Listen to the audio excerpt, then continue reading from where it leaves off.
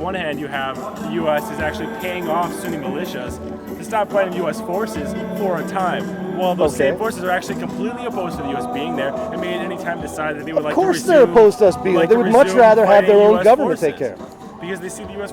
being there is actually in opposition to them having their own government.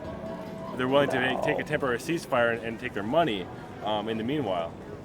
Or you could say that they decided that continuing to fight when they could have a share of government by just participatory democracy was a better way, which is the option they have now because we shut down enough of the insurgency. I mean, do you really think they were there to like give them full democracy? I mean, what kind of historical precedent is there for that?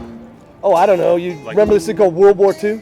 Yeah. Germany, Japan, guys like that.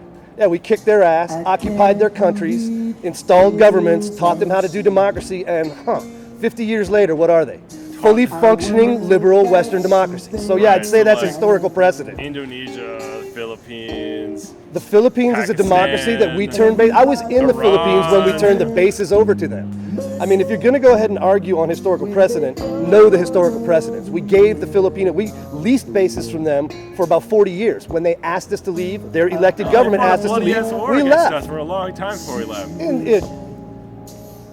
No, actually it was done in the 1990s. Okay, I'm talking in the 90s when we turned the bases we were leasing from their government back over to them. Here, not just this part. Okay, you're saying there's no precedent for us invading, fighting somebody, and then teaching them how to use democracy. I'm saying there's more precedent of that than anything else. That the U.S. is engaged in the business of country building. It's engaged in the business of taking over countries, installing puppet regimes, whether democratic or not. Okay, once again, name a U.S. installed puppet regime anywhere on Earth right now.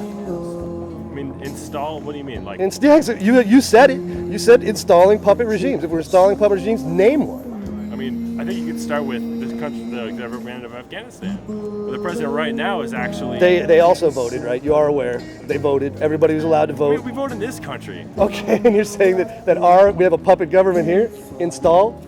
No, I'm saying that we have an unrepresentative country right now. We have manipulated elections. We have a party of two corporate... We have freely manipulated elections held in public with no secrecy of any real sort at all.